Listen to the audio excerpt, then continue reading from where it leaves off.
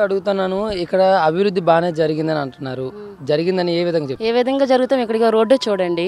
అంతకుముందు పూర్పాకలతో వేసుకొని దాదాపు 1000 కాపురాలు ఇక్కడ పూర్పాకల్లో ఉండేవి. ఇప్పుడు మేము వచ్చాక ఎమ్మెల్యే గారు శాసనసభ్యులు బోండా ఉమామహేశ్వరరావు గారు అయిన తర్వాత ఇక్కడ ఉన్న నివాసం ఉన్న వాళ్ళందరికీ ఇల్లులు ఇచ్చి దీన్ని రోడ్డు వేయించాము. ఇక్కడ రోడ్డు వేయడం కాకుండా పోల్స్ వేసి LED లైట్లు వేయించాం. ఇంకా అంతే కాకోకుండా side drainages, water pipe lines, water tanks, poles, మరి రోడ్లు, కళ్యాణ మండపాలు, వాటర్ ట్యాంకీలు ఎన్నో అభివృద్ధి చేసాము. అయితే 100కి ఎంత శాతం చెప్పగలరు మీరు? 80% చేసాం. 80% వరకు. అయితే ప్రస్తుత రాజకీయ వాతావరణం బట్టి గెలుపు అవకాశాలు ఏ పార్టీకి ఉన్నాయంటే అసలు దాని క్వశ్చనే లేదు. అసలు నన్ను అడిగితే అస్సలు ఎందుకు అసలు ఆ క్వశ్చన్ అనవసరం అనుకుంటున్నాను నన్ను అడిగితే. ఎందుకంటే 100% జనాలు టీడీపీ వైపే ఉన్నారు, తెలుగుదేశం పార్టీ వైపే. జగన్ గారు, పవన్ గారు గట్టి పోటీ చేస్తున్నారు బాబు గారికి.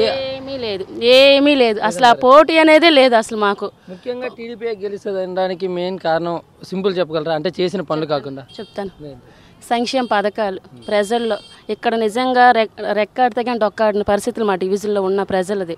అలాంటి వాళ్ళకి చంద్రన్న బీమా, సీఎం రిలీఫ్ ఫండ్, BLC లోను, సొంత ఇల్లు ఉండి ఇల్లు కట్టుకుంటామంటే 2,50,000 పథకం ఇల్లు కట్టుకోవడానికి. తర్వాత డ్వాక్రా మహిళలకు ఏ రోజు వాళ్ళు ఊహించలేని విధంగా మరి 2 లక్షలు రుణమాఫీ డ్వాక్రా వాళ్ళకి.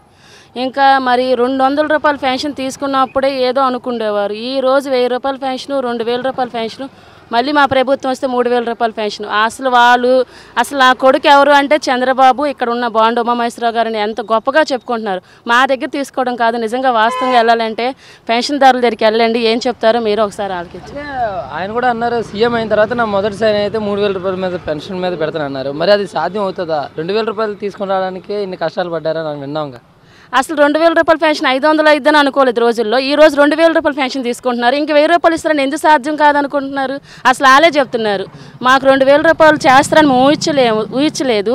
కానీ ఈ రోజు మేము 2000 రూపాయల పెన్షన్ తీసుకుంటున్నామని వాళ్ళ గుండెల మీద చేసుకొని ఎంతో గౌరవంగా చెప్పుకుంటున్నారు. ఈరోజు నా పెద్ద కొడుకు చంద్రబాబు ఉన్నారు, ఇంకా 1000 రూపాయలు కూడా ఇస్తానంటున్నారు. మా పిల్లలతో పని లేకోకుండా మా జీవనాధారం ఈ పెన్షన్తోనే కొనసాగుతుంది అని చెప్పేసి. ఇక వారం 10 రోజులు మాత్రమే టైం ఉంది ఎలక్షన్లకి. మరి ఈలోపే పెండింగ్లో ఉన్న పనులను పూర్తి చేసేస్తారంటారా బాబు గారు, లేదంటే మళ్ళీ సీఎం అయ్యాకే చేస్తారంటారు? ఇప్పుడు ఎలక్షన్ కూడా వచ్చింది కదమ్మా. 10 రోజుల్లో ఎలక్షన్ అయిపోయిన వెంటనే మళ్ళీ ఎక్కడైతే పనులు ఆగినాయో అవన్నీ కొనసాగుతూనే ఉంటాయి. ఎక్కడ దాంట్లో అయితే డోకా లేదు. పనులన్నీ అస్సలు ఇంత అభివృద్ధి చేస్తామని ఎవరు కూడా మా ప్రజలు కూడా ఊహించలేదు. తెలుగుదేశం ప్రభుత్వం వస్తేనే మేము బాగుంటాం, పిల్లల భవిష్యత్తు బాగుంటుంది, అభివృద్ధి బాగుంటుంది అని వాళ్ళే టీడీపీకి పట్టణం కడుతున్నారు.